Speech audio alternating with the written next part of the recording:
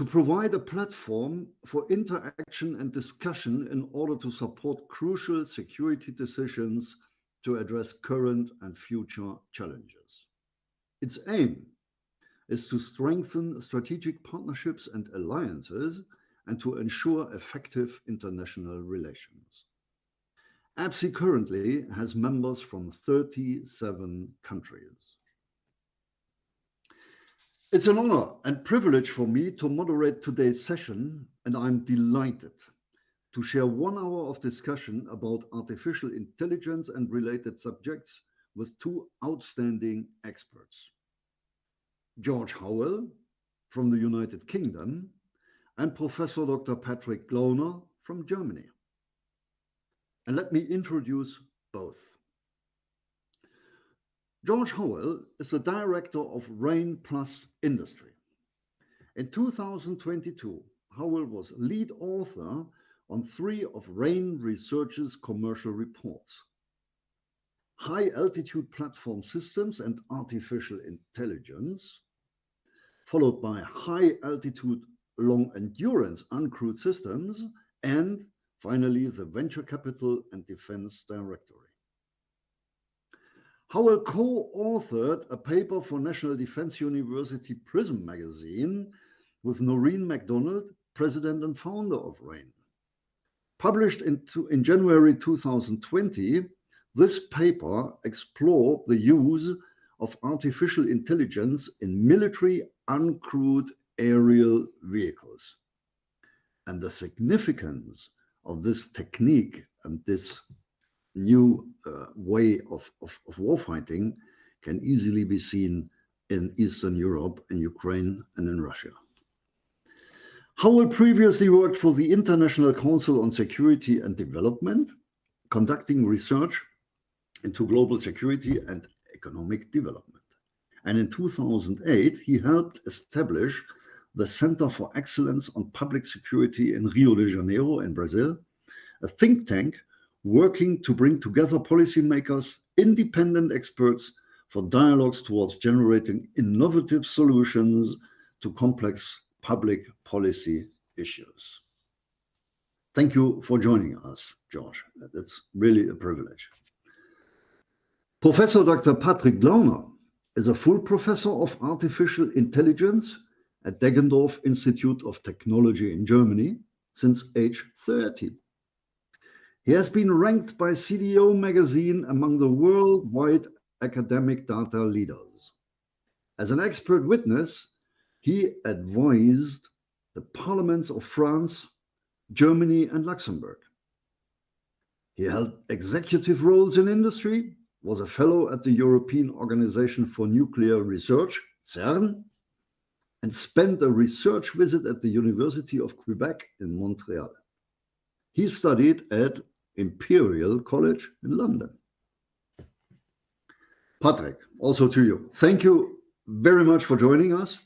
And I'm really privileged to have these 2 experts present for this session. Ladies and gentlemen, AI is definitely one of the buzzwords in any future-oriented discussion today.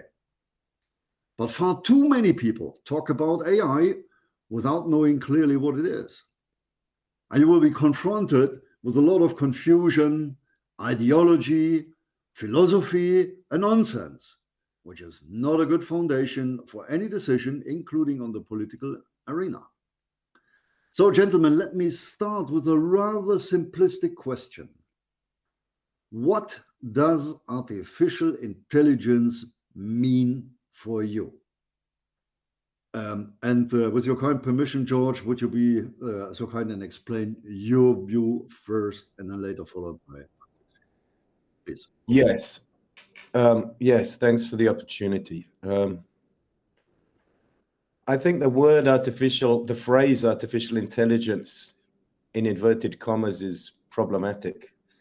I prefer using words like machine intelligence or non-human intelligence or mathematical intelligence, something like that, because intelligence in inverted commas is just too broad a subject, because we can be talking about insect-like intelligence when we're thinking of the way a beehive functions, or we could be thinking about mammal intelligence in flocks of birds. So there is something, I think, between this idea of having like organic intelligence and a non-organic intelligence, or a computer intelligence. And I think it kind of, what it comes back to is an old phrase from this British cybernetician, Stafford Beer, who frequently made the point that we need to use computers the right way round. So I think that's what this is fundamentally about. It's as if computer intelligence is an offshoot from human intelligence, and we need to use this the right way round to be solving our mathematical or kind of number crunching or logical and rational decisions. Now, just briefly on artificial intelligence, the challenge here is that this phrase is so quick, it easily becomes nebulous and we can get lost in the clouds. Person might be the person is how it relates to sonar signal processing. So it means that we can have a lot of discussions across purposes with each other. So I've tried to question that to get the ball rolling.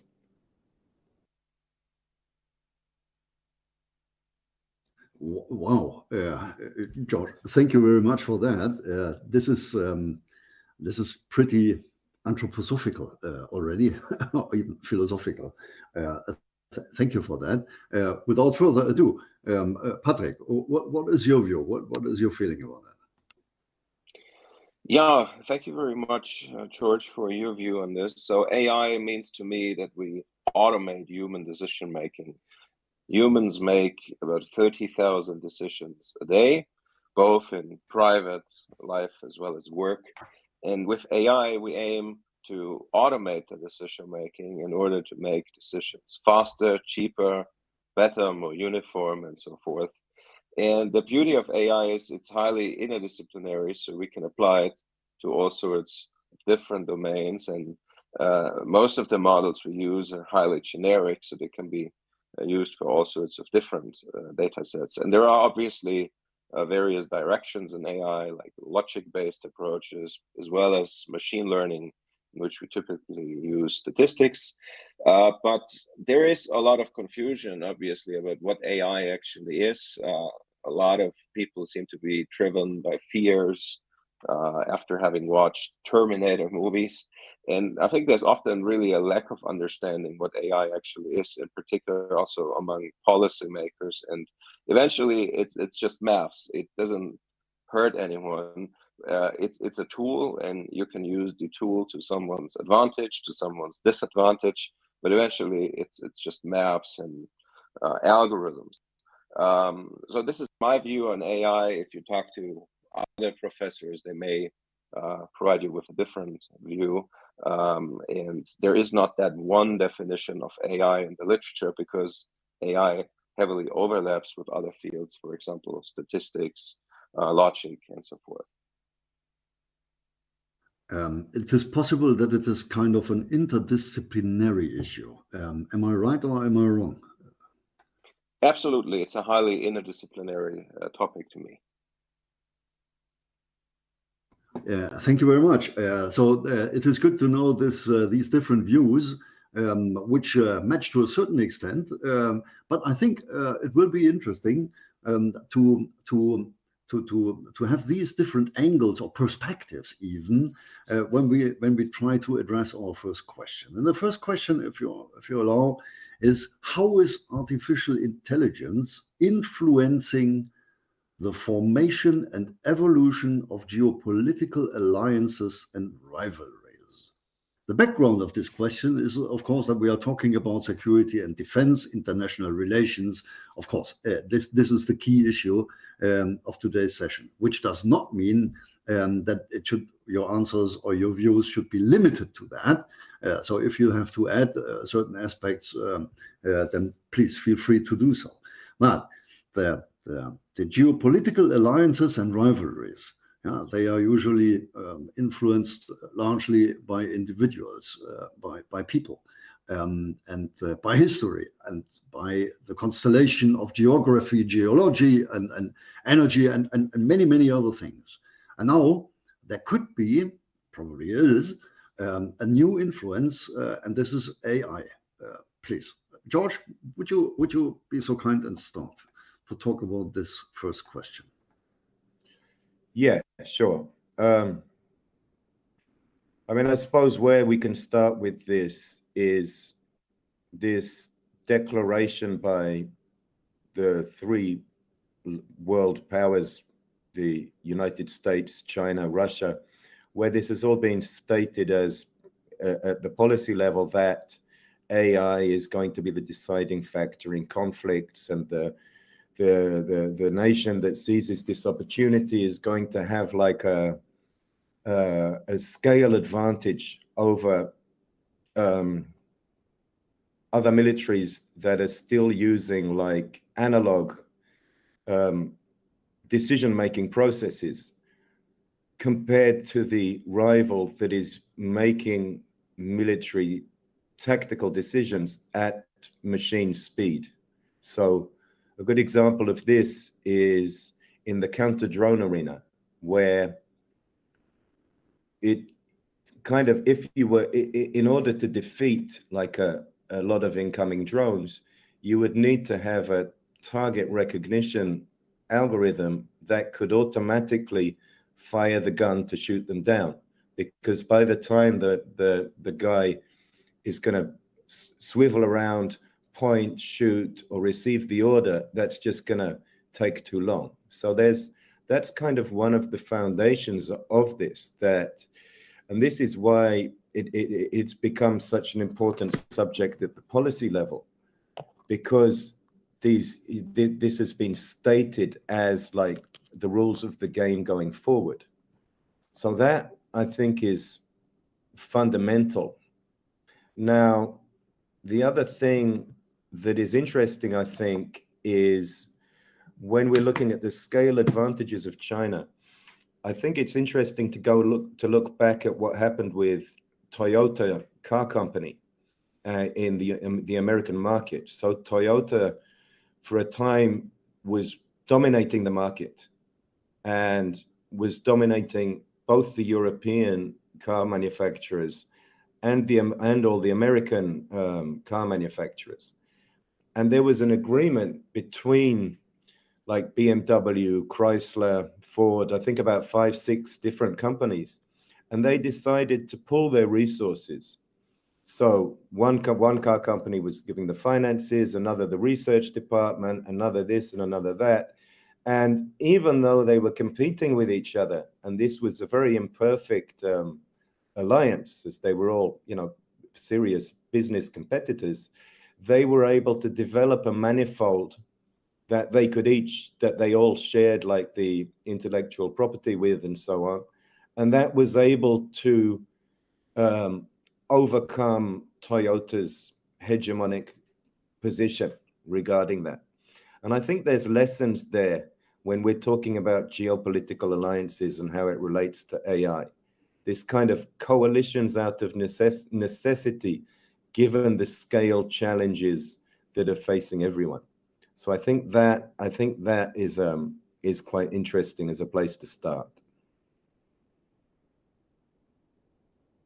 Thank you for that. Patrick, just over to you immediately, please. Yeah, well, I think AI is of huge importance to national security, military, intelligence, and so forth. And there's obviously a certain, I wouldn't call it necessarily arms race, but there's a certain competition around the world. You see, the US has been investing in AI for a long time, for example, through DARPA. They have a very strong ecosystem around AI, particularly in the Silicon Valley, but also in other parts of the country. And there are lots of links to military. But we also see, for example, China heavily investing in AI. I wouldn't say that China has the key focus on defense when investing in AI, because China has an aging society and a huge lack of talent, which is a consequence of the one-child policy that was established around 45 years ago. So they want to increase the prosperity per capita a lot, obviously, while they have a shrinking population, an aging population. So massive automation. And I think that's one of the reasons why China invests a lot in AI. But obviously, you can apply those outcomes to defense as well. And then there are other players like Russia, for example, Saudi Arabia, and others that are also investing a lot in AI. And there are obviously certain alliances also among countries in the Western world, and there are rivalries. And it's certainly something that we also in Europe need to be aware of, and we also need to keep investing in AI because others are doing that too, and we need to be at eye level when it comes to defense. For example, in 2 weeks, there's a very interesting event in South Korea. It's called REAIM. REAIM stands for Responsible AI in Military, and there are delegates from some 70 countries like the US, Germany, France, and others discussing about how to use AI responsibly in military. So which kind of boundaries are there? What do we want to do? What we don't want to do? And I will also give a speech there, and I'm already very excited about that conference. So I think that's a great example of collaboration, but there are obviously also rivalries. So we also need to keep track of what potential adversaries are doing, and we need to be at eye level when it comes to defense eventually.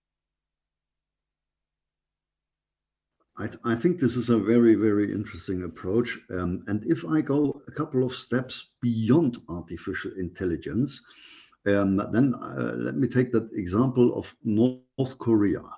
North Korea seems to be very, very good in using internet, in using technology in this context, and seems to finance a lot of projects by hacking other systems, by illegally trying to draw money out of the internet system. That, having said this, I would like to use this as an example that even smaller countries with a very limited economy and limited financial background could play a significant role if they are able to use new technologies in a very smart and in a very profound way. And if I go from this area or this level beyond artificial intelligence upwards to artificial intelligence now, then we could imagine that in due time, smaller countries, wherever they are, whoever they are, could play a much bigger role as they played so far, given their geographical size, number of population, economic substance, etc. Do you think this is imaginable, or is this just something which jumps into my mind, scaring me, or is it more realistic than or is it as realistic as I believe it to be? Well, I think that's a realistic concern because nowadays knowledge in high tech is democratized. So it's available on the internet for free, typically, also around AI. 30 years ago, if you wanted to study AI, you probably have to live in Central Europe or North America in order to take selected AI courses at university. But now we not just have books on the internet, but also online courses like on platforms such as Coursera or Udacity. So everyone can very easily learn AI and then start applying it. And I think this can give to momentum of the fact what you have described, that also smaller countries, supposedly weaker countries, can utilize those things eventually. Yeah, I'm going to take a slightly different perspective. I think one of the things we're seeing with AI is that if we take it out of the military context and we think about big tech, Facebook, Amazon, Google, we see that there is like a scale advantage with the amount of data that you have to train your AI systems and so on, that it actually entrenches hegemonies and entrenches the people who've already got that strong advantage. I think that the democratized access, okay, you can have online courses and so on, but if we look at it macroeconomically at the level of STEM education within like a middle income or poorer country, I'm not sure if those people are going to get their heads around it. And you also kind of need the engineers as well. Then we've got the question of the digital infrastructure required. So you need to have the AI, but then you also need to have the whole fully functioning sensor networks, and then the data storage capability and the telecommunications radar networks and so on.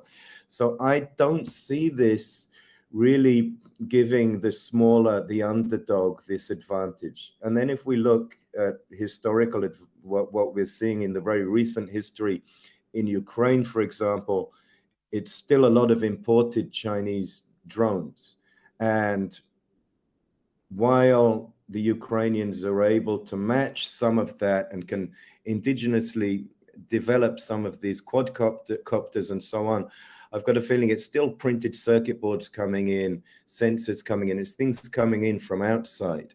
Or if we look at the kind of the Gaza example as well, again, that seems to be imported technology and so on. So I think it has to do with the industrial base that a country has to be at a certain level. I mean, we can also look at Azerbaijan, for example. I mean, Azerbaijan had that interesting, conflict with Armenia, where they deployed a lot of, or drones and that kind of stuff. But they were able to do that as they already had factories from Israel's aeronautics and others. So they were already like importing that stuff.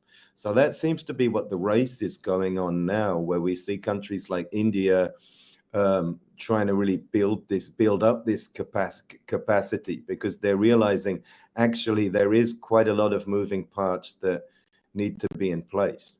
So my worry is actually more the other way around, that this is something that is entrenching power where it already is, I think.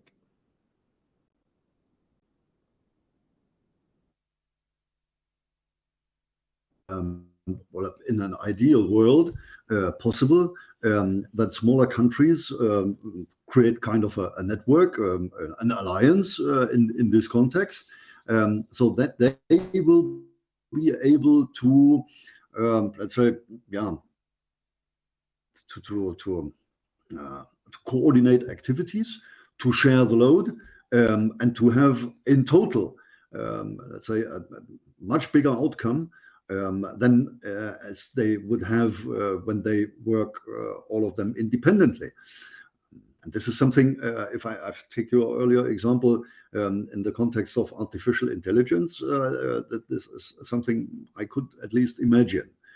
Notwithstanding the fundamental technical problems you just pointed out in terms of data storage, in terms of infrastructure, technical infrastructure, and all that. Please. It is, yeah, there is something in that. I mean, but again, I'm coming back to the challenge that I've seen, like even just within the Department of Defense in America, the having one intelligence agency with another, or with a military wing, they don't like to share data with each other.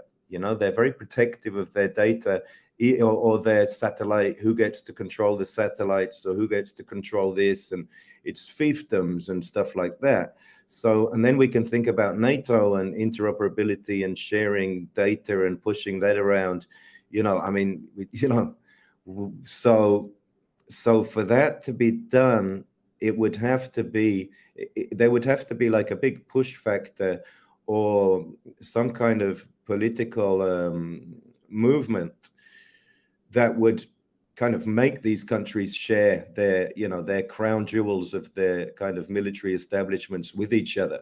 So I think, although maybe something could be happening in the EU, maybe the EU, I mean, again, maybe, in an ideal world, maybe something at that kind of level.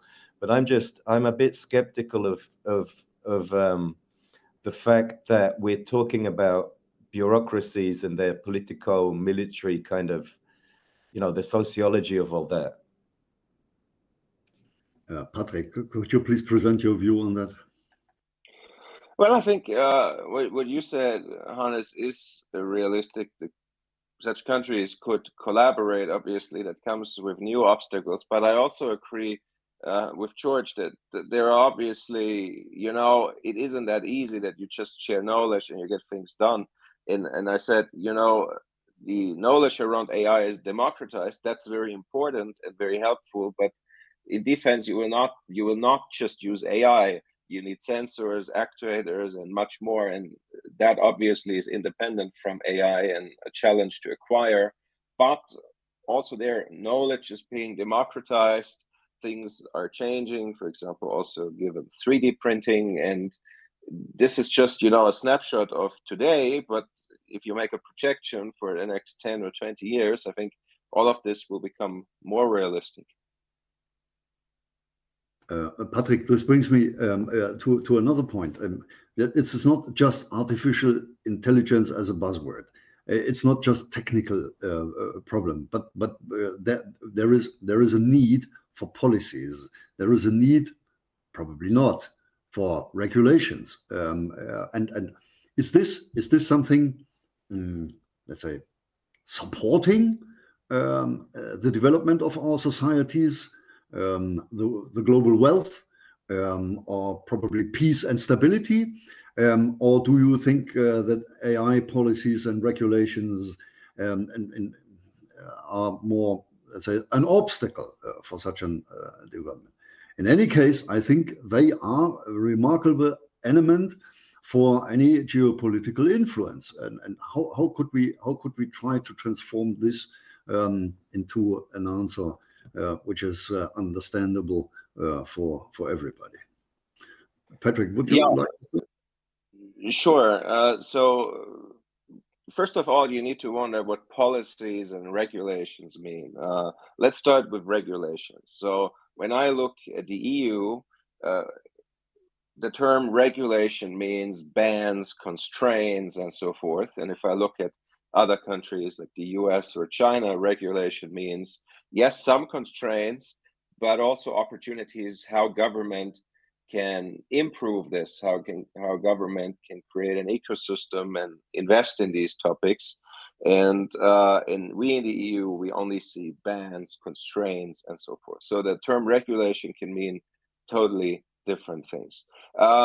Obviously, you would need some regulation. Policies are very important. First of all, they should be driven by opportunity, not by fear. And AI is very important for geopolitical influence.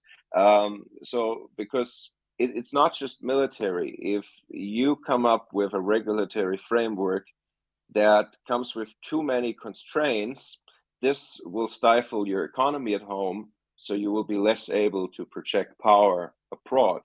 That's definitely a risk given the AI Act in the European Union. It's a very negative document, only driven by fear, like 400 pages of constraints and bans and what you need to look at when you build AI in a small or mid-sized enterprise or a large company.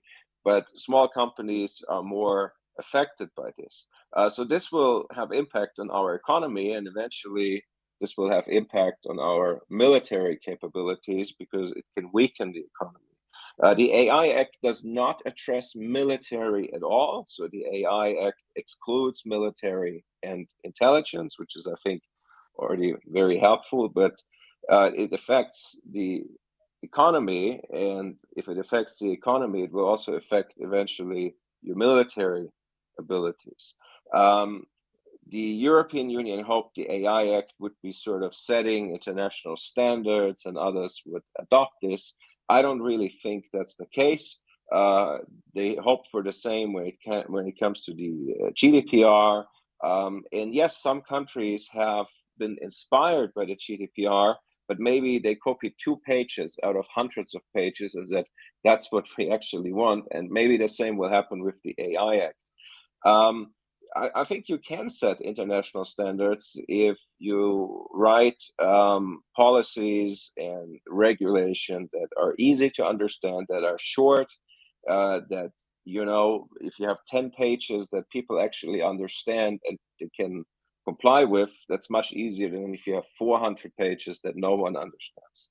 And around AI and policies and regulations in military, we'll see what's coming or what will be coming in the next few years. Maybe the conference REAIM can help to set some international standards there. Meanwhile, here during our podcast, I also received an email from Brett. He asked for more information on REAIM. I have shared it with him already, so maybe we can also promote the conference here through this forum.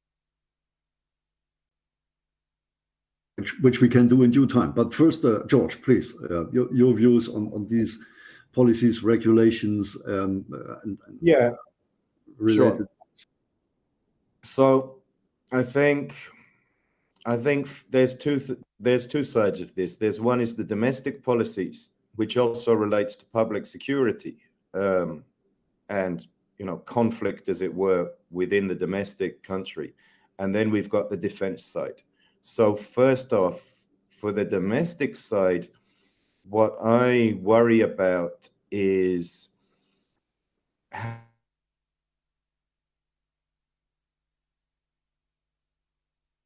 areas like, for example, in sentiment analysis, to your whole digital archive and so on. Let me interrupt you, George. I apologize. Your picture and your sound was frozen. Could you repeat that, please?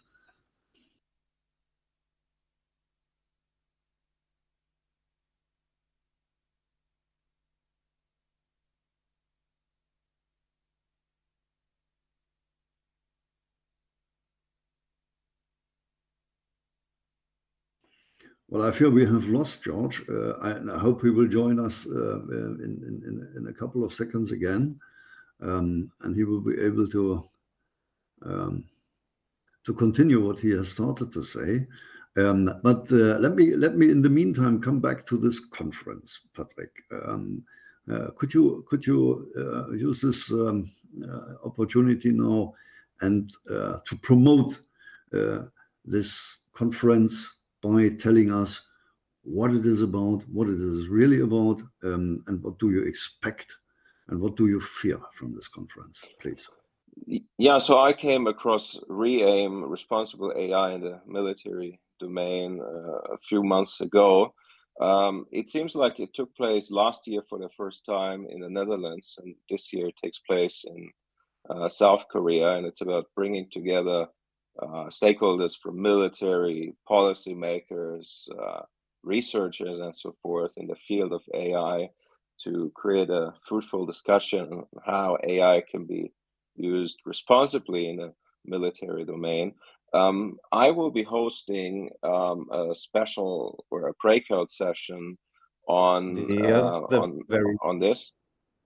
Yeah, and in my special session, we'll be talking about how we can actually avoid over-regulation for AI in the military context. Because if we over-regulate it in the Western world, our potential adversaries will still do whatever they can using AI. So obviously there are certain things we don't want to do, but AI, we believe, is not just operating, you know, in an unregulated environment. Because if you want to take military action. There are lots of other regulations already, international humanitarian law, and lots of other things. And AI is obviously constrained by that as well. So you're not just allowed to deploy a killer robot. So we are wondering if it needs a lot of extra AI-specific regulation in the military context, because you have all these other international laws already, which are very important. And if you deploy AI, you're subject to those anyway. So, and welcome back, George. Yeah, George, sorry, your picture was frozen, your sound was frozen. So we are talking initially about policies and regulations. And could you please be so kind and repeat your answer and your views on that? Kitchen's working. Okay.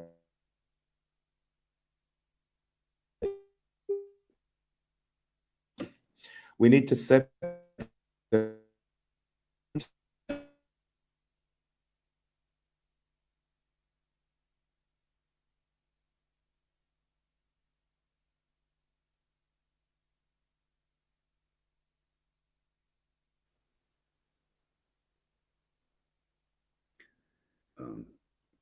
can I ask the team IT to support George in order to get him back into our session? Thank you.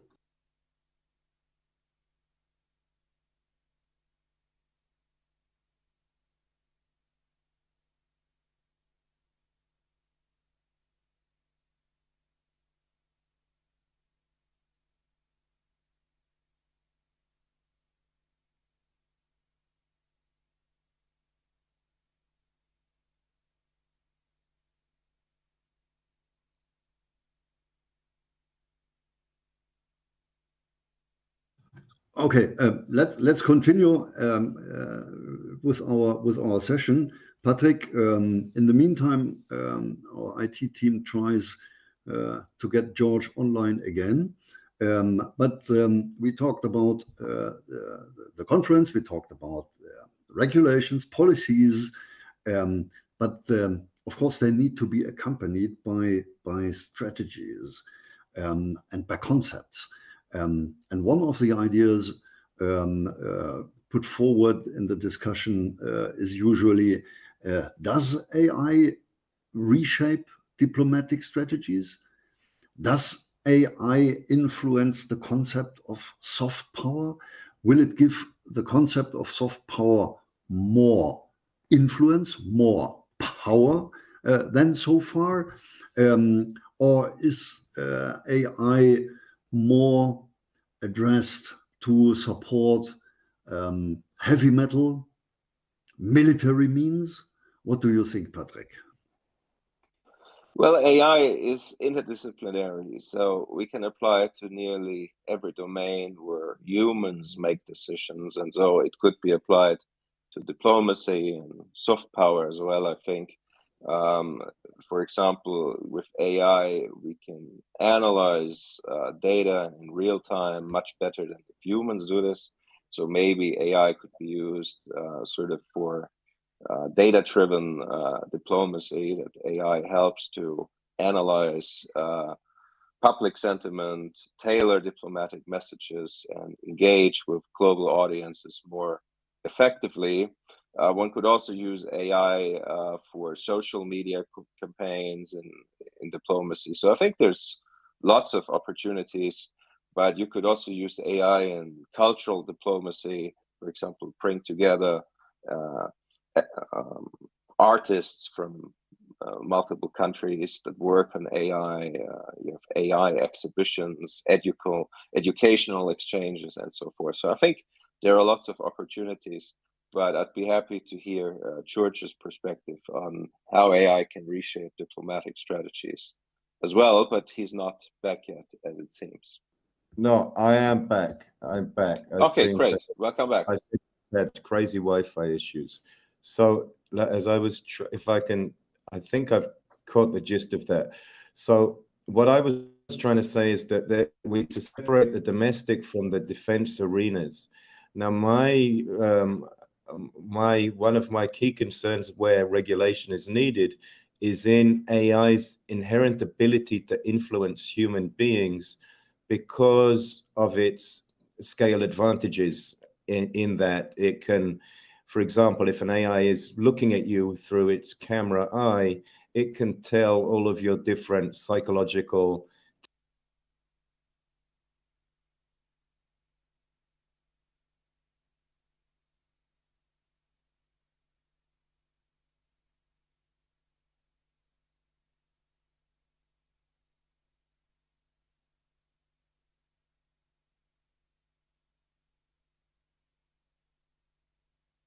This makes me really sad that we have lost George again.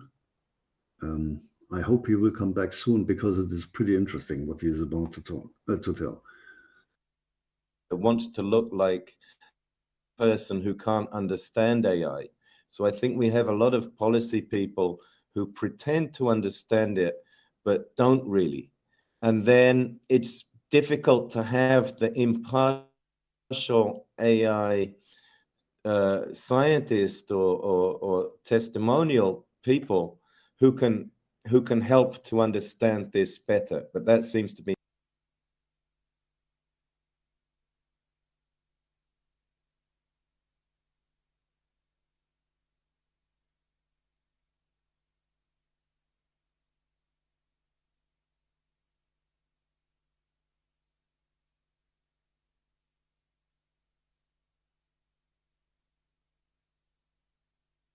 Yeah, okay. It is really sad that we don't have the chance to follow him clearly, but I think he made a crucial point. Many people fear that the use of artificial intelligence in the domain of information could lead also to the bad part of information, which is disinformation.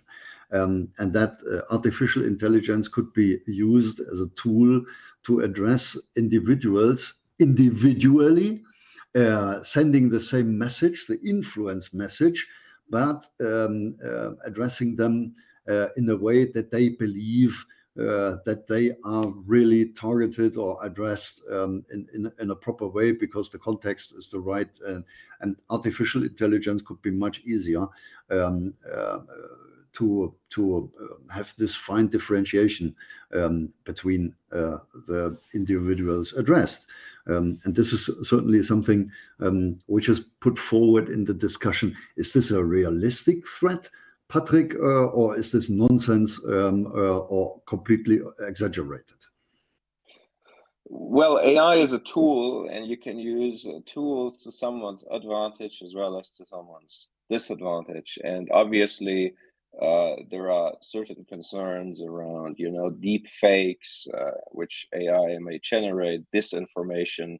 But all of those are not new issues. Disinformation, fake photos or videos have been there for ever since.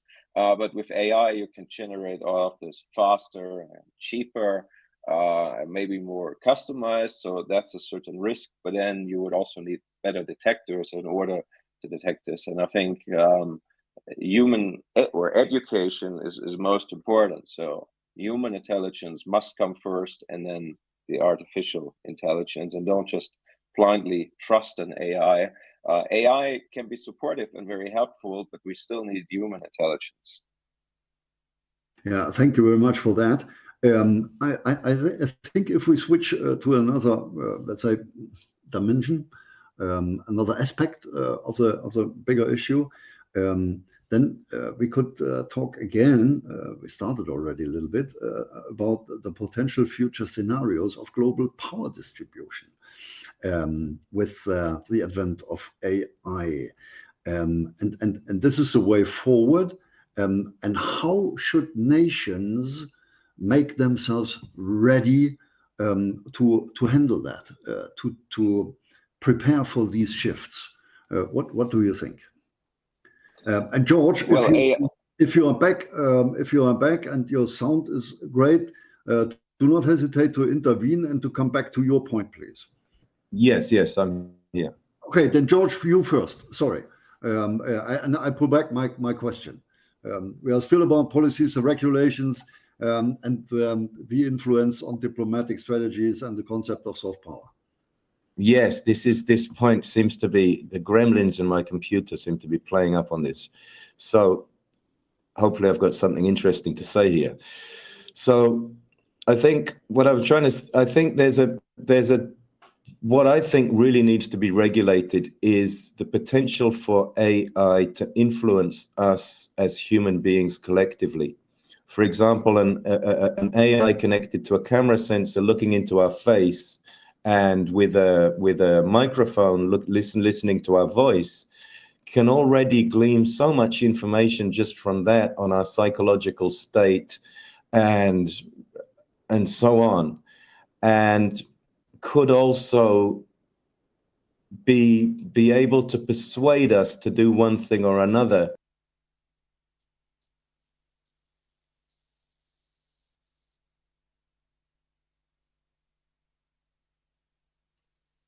He seems to be off again. Looks like. Okay, Patrick, sorry for that. So let's talk again about future scenarios, potential future scenarios, of course, global power distribution, and how to prepare that. Well, obviously, AI has started to massively disrupt our economies, and that will lead to a shift of global power distribution in the coming decades. And some countries are very ambitious. For example, recently I saw a comparison in a German newspaper towards the year 2030, and the question was how much percent of the GDP certain countries want to generate using AI applications. And for example, China was at something like 30%, and 2030 is not that far away. And if you can generate like 30% of your GDP using AI, that's obviously massive and will massively disrupt the worldwide economy. The United Arab Emirates, they want to be at 40%, and even countries like Egypt, they want to be at 7 or 8%. I think in Germany today we are far under 1% yet, and we need to massively grow that proportion in the coming years. And for that, I obviously wish to see a very clear policy from the federal government, because if there's a shift in the global power distribution in terms of the economy, this will obviously have impact on military capabilities and how we can project power as well. I absolutely agree. George, you are back again.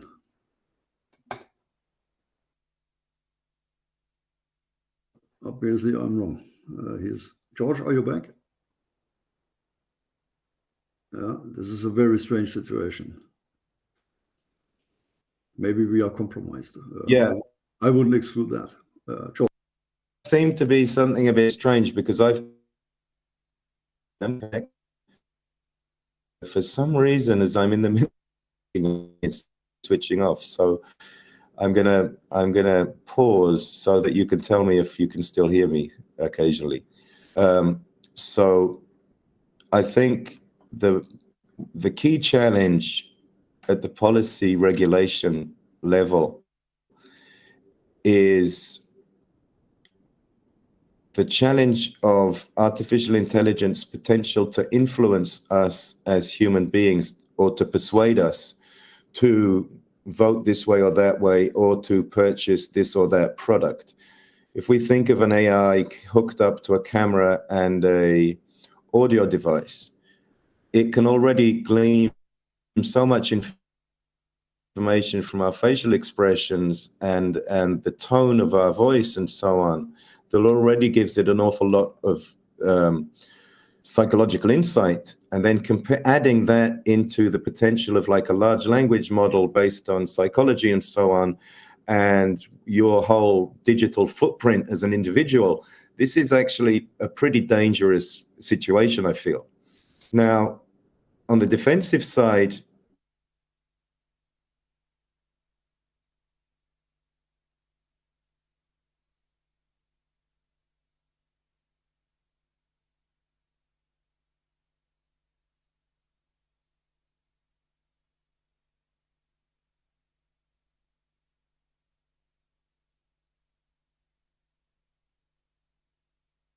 sorry, it stopped after on the defensive side, unfortunately. But I think this is something we cannot handle here. And again, I ask Team IT to support George. And indeed, we might be a bit compromised.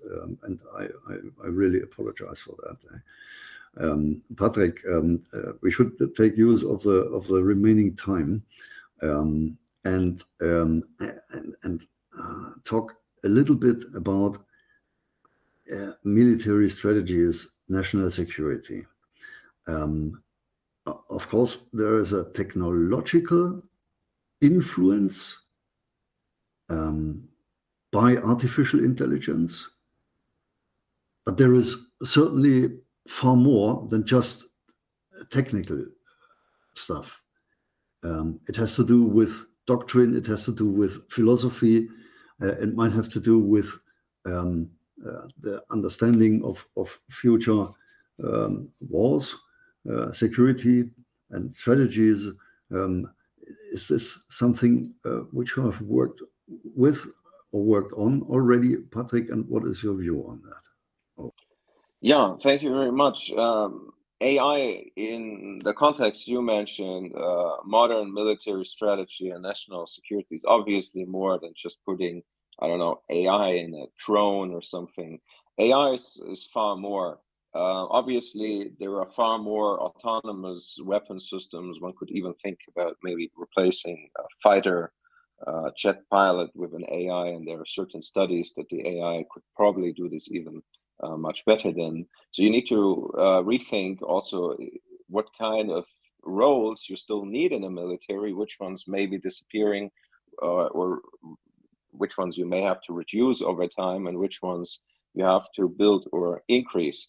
But wars are also changing. There's an increased pressure coming from AI, cyber warfare, possibly. So you also need to invest more in cybersecurity. AI is impacting intelligence and surveillance, but also things like logistics. So AI is relevant to all of this. So you also need to address education, maybe that you increase the number of AI courses in military universities or in further training, and make sure that everyone is prepared for that AI future. I think this is the human dimension of AI, which is completely underestimated for the time being. All talk about techniques and risks and the potential threat coming from AI, but what is I think an area of much bigger concern is indeed how human response is to be defined. I'm not sure. George just sends a message that he tries to rejoin the meeting. I would be very glad to have him on board again, and we'll see what happens. But Patrick, coming back to that point, military strategies have changed in the past a number of times. Let me take two examples. So the development of the machine gun has seriously influenced the way of warfighting.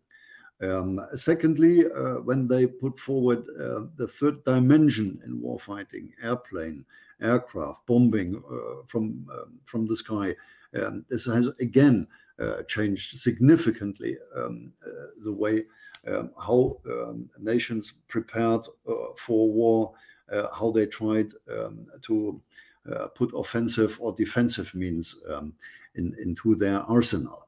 And I'm absolutely convinced that AI is at minimum at the same level of change in security, defense, and warfighting as has been in the past with the machine gun or the aircraft.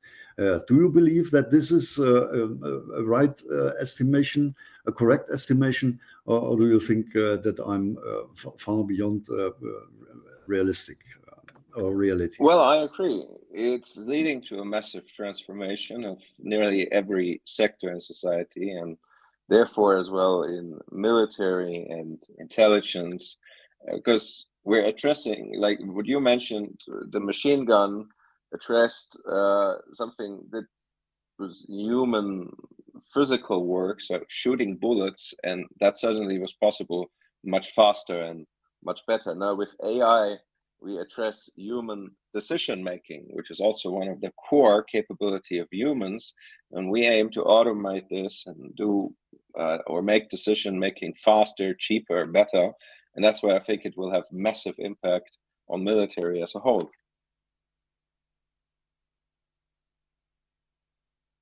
Yeah, and I think this is something which has to be taken into account in our capitals.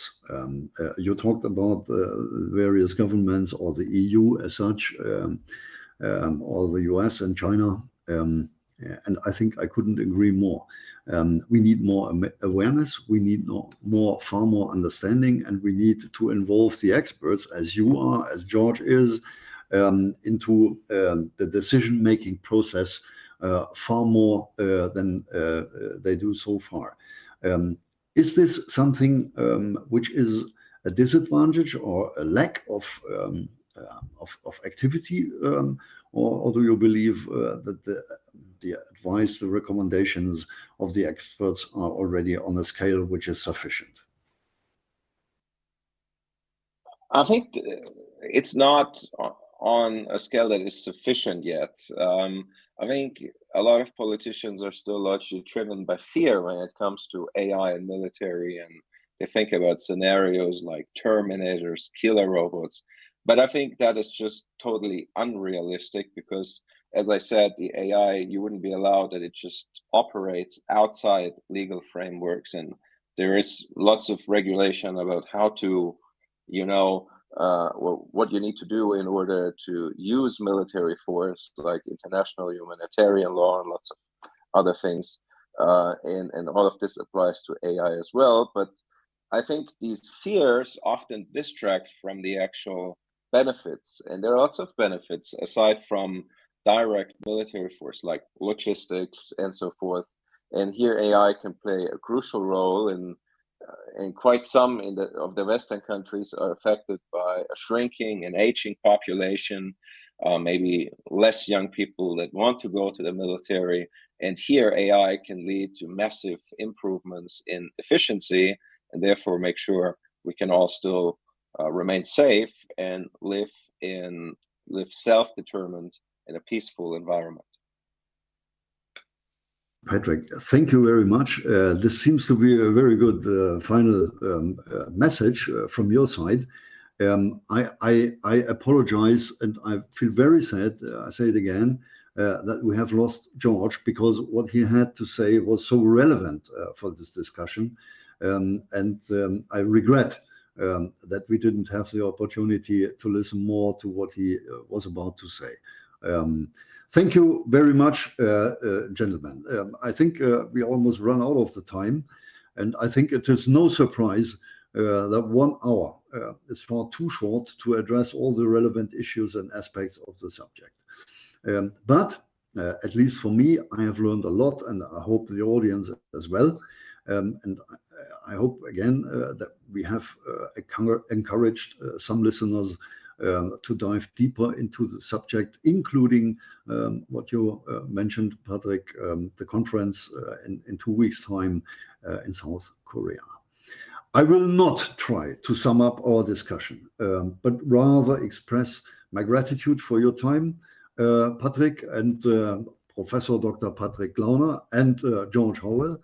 It was a remarkable rich hour, and I hope that our podcast finds many listeners in order to better prepare our future. Artificial intelligence, ladies and gentlemen, is and remains part of our world. We should not try to avoid it, but rather strive to exploit the advantages. And I think this is key. Thank you in the name of Asia Pacific Security Innovation Forum, and hope to have you on board soon again. Have a good day. Have a good night. Goodbye.